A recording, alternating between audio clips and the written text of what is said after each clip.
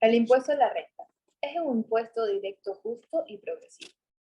Quiere decir, el que gana más, paga más.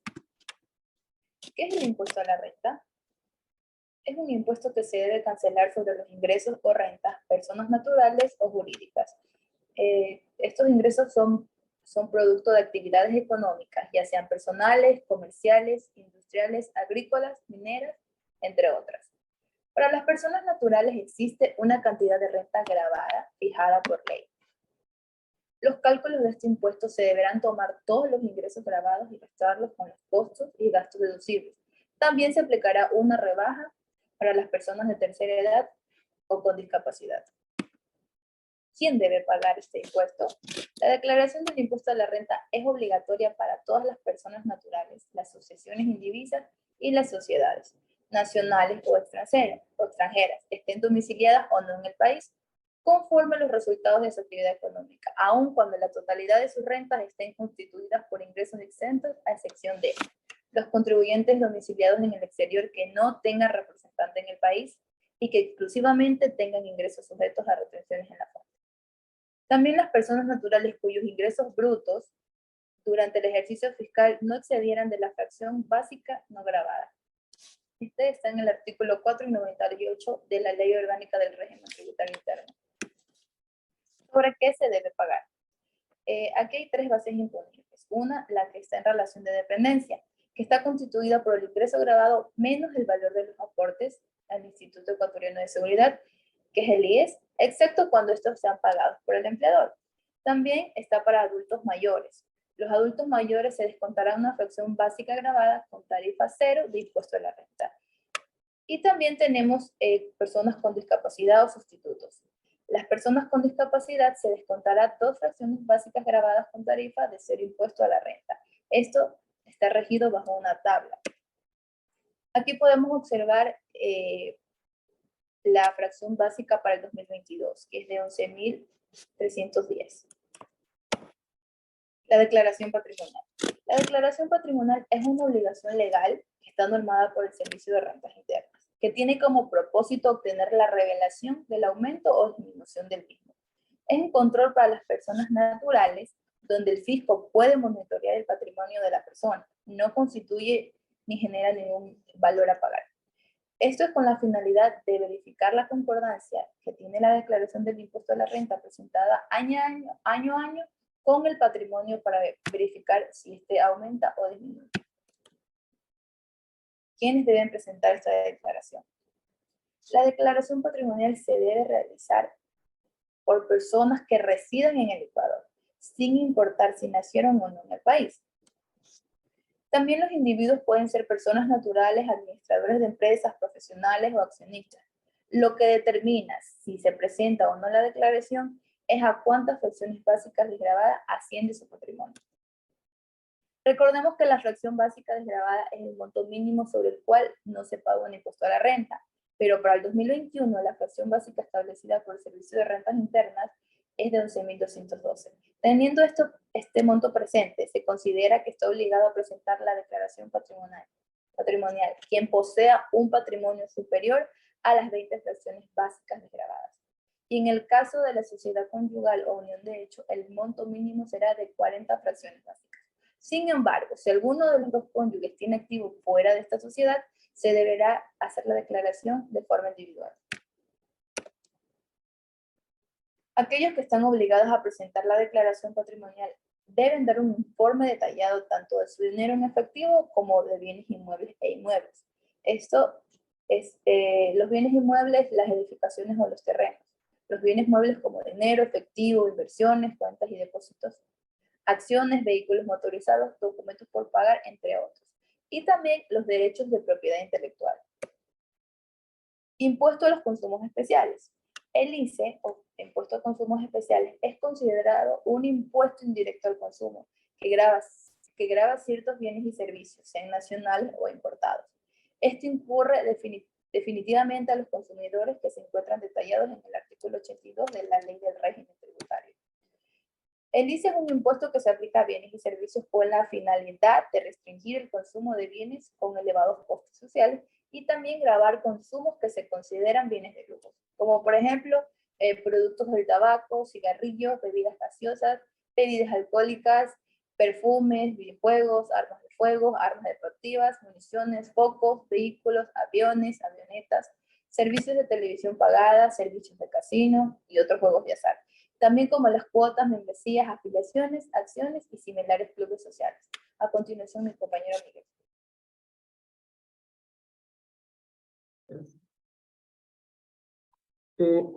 A continuación, haremos un ejercicio sobre lo que es la declaración de un impuesto a la renta de una persona natural. En este caso vamos a hablar del contribuyente María Belén Carrión Jiménez, quien es una persona natural, no obligada a llevar contabilidad, que tiene como actividad profesional ser un cirujano plástico. Además, tiene un bien mueble que es un vehículo de transporte de carga pesada, por el cual recibe unos dividendos de $3,000 mensuales. Adicionalmente, se puede presentar la siguiente tabla de gastos en los que incurre en todo el periodo fiscal. Para esto se pide que se presenten todos los cálculos, inclusive retenciones y depreciaciones de ser el caso, y llenar el formulario respectivo. A continuación podemos saber el núcleo del apoyo, lo que es el impuesto. Se puede observar que la persona recibe por sus ingresos un total de $60,000 anuales. La retención respectiva a la misma es de 4,800, debido a que por servicios profesionales se retiene el 8% del impuesto a la renta.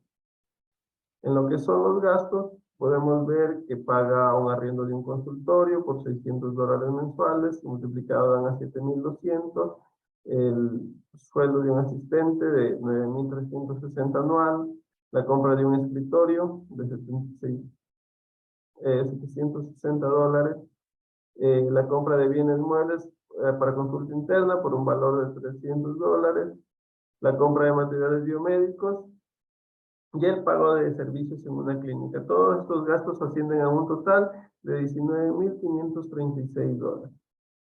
En el caso del escritorio y de la compra de los bienes, se puede ver cómo se deprecia del 10% conforme lo determina la ley.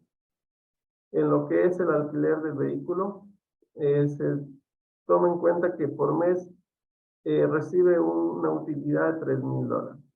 Para lo cual a nivel anual recibe 36,000 con una retención de $990 por el 2,75 de retención del impuesto a la renta. $8. Si tenemos en cuenta que el límite es de 3,675, por lo cuanto solo esta cantidad podrá ser deducible.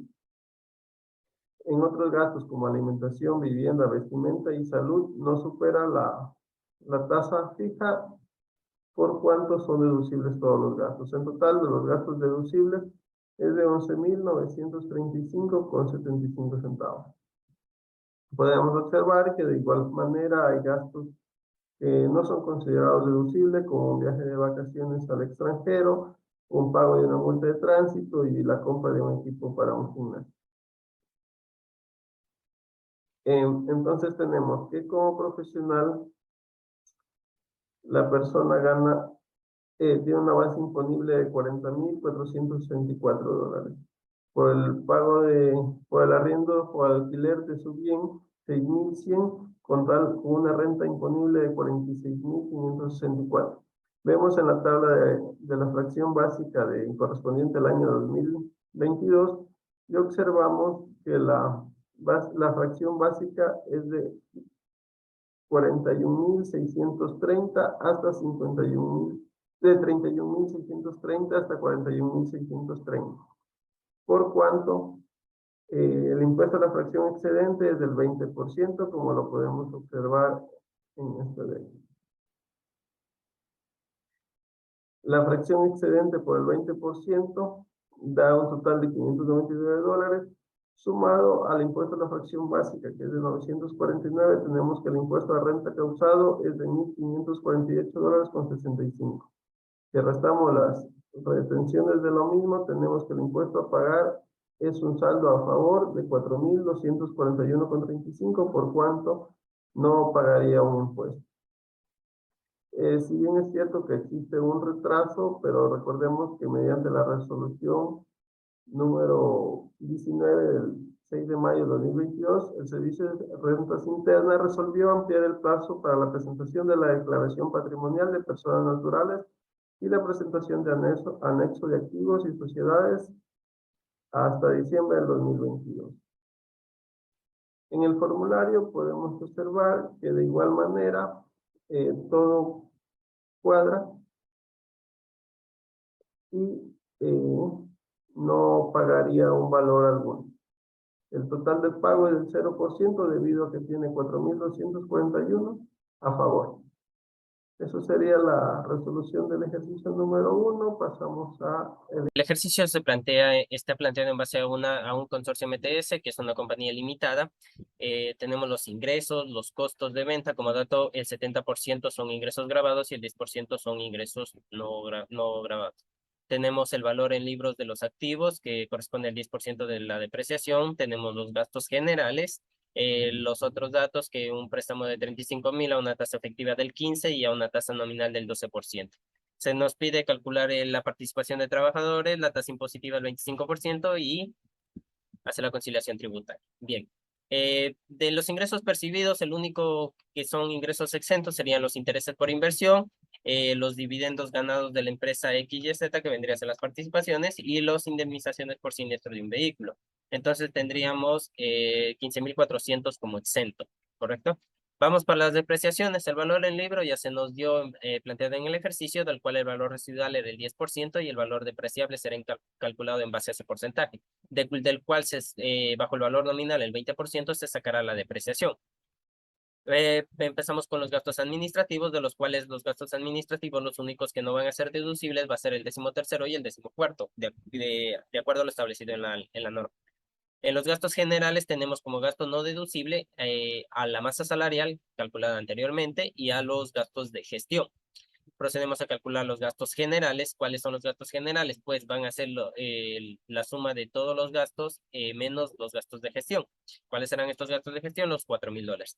Y de aquí solo vamos a poder deducir el 2%. Acorde a lo establecido en la ley. Eso será nuestra base imponible, entonces sería el 2% de la base imponible, que en este caso sería 73.423,24. Bien, esa diferencia sería nuestro gasto no deducible. ¿Cuál diferencia? Pues la que encontramos en el 2% con el total de gastos de gestión. Bien, ahora los gastos de viaje no podrán exceder más del 3% de los ingresos grabados del ejercicio. Como esta no excede más del 3% de los ingresos grabados del ejercicio, entonces es total. Todo es deducible de acuerdo a la norma tributaria. Bien, ahora vamos con los préstamos internacionales. Tenemos el pagado y el legal. El pagado, para ver el gasto deducible, tendremos que hacer la diferencia entre lo pagado, que vendría a ser el valor real, y lo legal, que sería el valor nominal. Entonces tenemos que el préstamo, los intereses pagados son de 2.908,49, mientras que lo legal sería 1.924,65. Entonces esta diferencia incurriría en nuestro cálculo. Los estados de resultados integrales los procedemos a hacer. Tenemos el costo de ventas, las depreciaciones, los gastos generales, que ya se calculó previamente, la utilidad operativa del ejercicio, menos los gastos financieros. Tenemos pues la utilidad antes de las participaciones. Si bien las participaciones son el 15%, entonces tendríamos la utilidad después de las participaciones, que sería 31.901,42. Sacamos el exceso, los ingresos exentos. ¿Cuáles serán los ingresos exentos? Pues los que ya calculamos previamente aquí, en los ingresos generados por los datos que se nos ha proporcionado. El impuesto a la renta causado, ¿cuál sería? Simplemente para esto, aquí ya entramos lo que es la conciliación tributaria. Aquí tenemos la utilidad después de las participaciones, que ya nos dio en el estado de resultados. Vamos los gastos deducibles. Los gastos deducibles ya los fuimos recogiendo a medida que se desarrolló el ejercicio. Entonces, la suma de esto, más la utilidad de las participaciones, va a ser nuestra base imponible. En base a esta base imponible se va a causar el 25%, que es el impuesto a la renta causado. Entonces aquí tenemos que tener en cuenta que somos sujetos de retención, por ende el 1.75, el código 343B correspondiente a construcciones de urbanización. Entonces, sacamos la diferencia del impuesto causado más las retenciones en la fuente, entonces nos tocaría pagar 10.653 y esto sería nuestro impuesto generado. Esto es nuestro contable y esto es nuestra conciliación tributaria, que es lo que tendríamos que cancelar al final del periodo fiscal.